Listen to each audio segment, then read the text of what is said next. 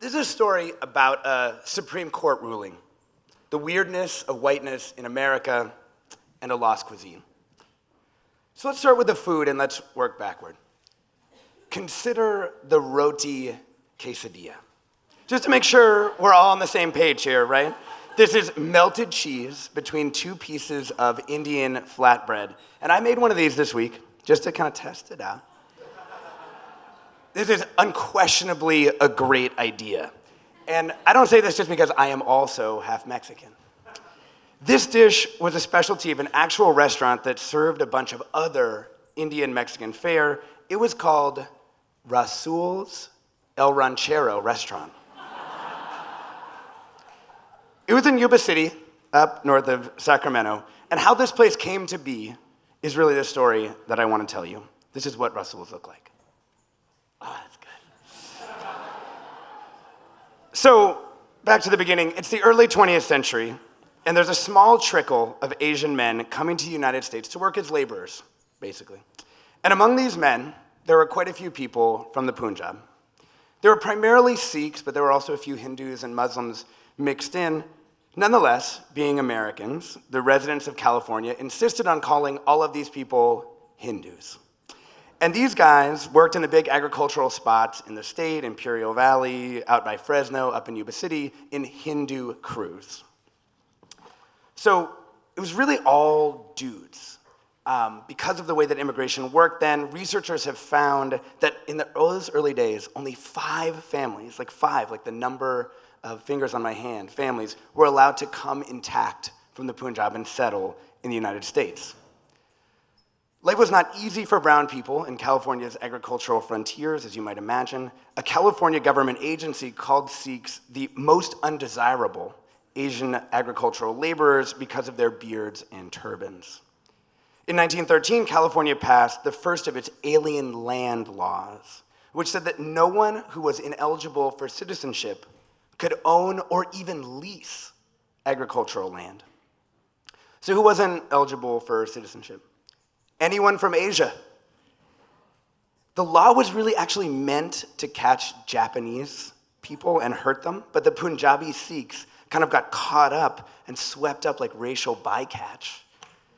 In the early 1920s, in a move that does not really reek of racial solidarity nowadays, a fancy Indian immigrant named Bhagat Singh Thind looked at who was eligible for citizenship, like the words, and was like, wait a minute, you're saying Caucasian or Aryan people can get passports, can get citizenship?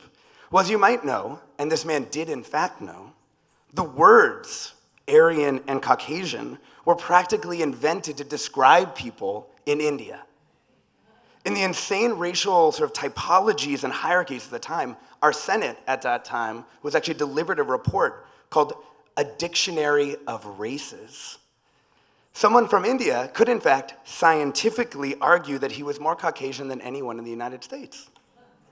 So he argued, technically, a light-skinned, high-caste Indian person should get citizenship and the ability to own land and all that went along with it.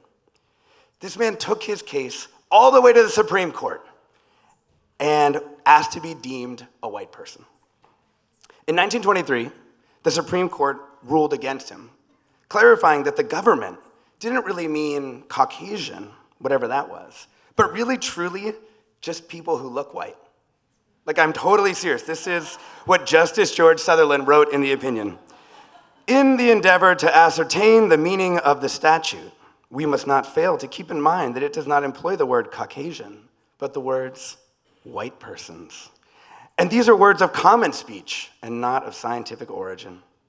So Punjabis, even light-skinned, rich Punjabis, were officially relegated to brownness.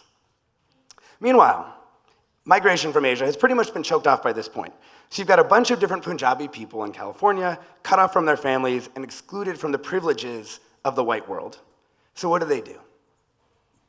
They start marrying Mexican women.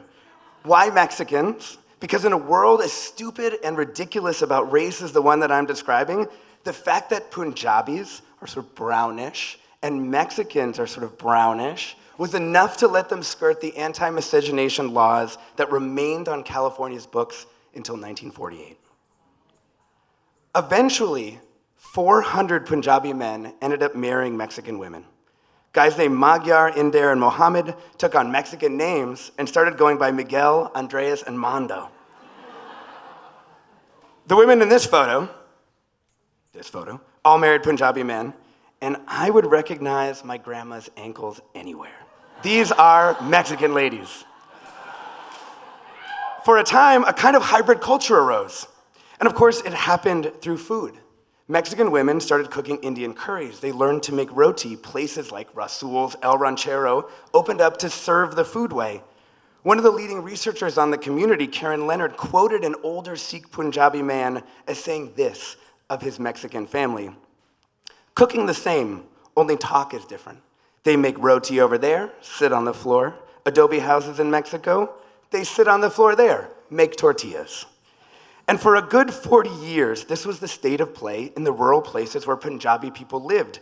Sure, they endured abuse of various kinds. Their kids got called half and halves, and worse, I'm sure. But they had this statewide network of people who were all sharing a hyper-specific ethnic crossing that began in the fields and went to the kitchens.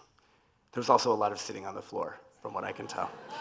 But then in 1965, the immigration restrictions on Asians got loosened up. A lot more Punjabi people started coming to California, and when they arrived, they're reported to have been horrified at these Punjabi Mexican Americans eating curry with tortillas and making roti quesadillas. They decided that America had made their relatives soft. A schism opened up in the community between the earlier immigrants who were like, "Hey dude, try the quesadilla, it's delicious," and the newer immigrants. Over the next generation, many of the descendants of the Punjabi Mexicans stopped participating in the Punjabi world. They just blended into American whiteness like so many before them. And at the same time, those who participated in the Punjabi world became more inwardly focused. Sikh Punjabis married Sikh Punjabis. The more restrictive social norms from back home returned. Nowadays, there are no Punjabi Mexican restaurants in the Central Valley.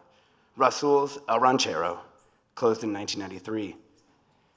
As a half and half myself, this all sort of breaks my heart, but I'm not sure that there's really an easy moral to draw from this story. Except maybe this: get you a roti quesadilla.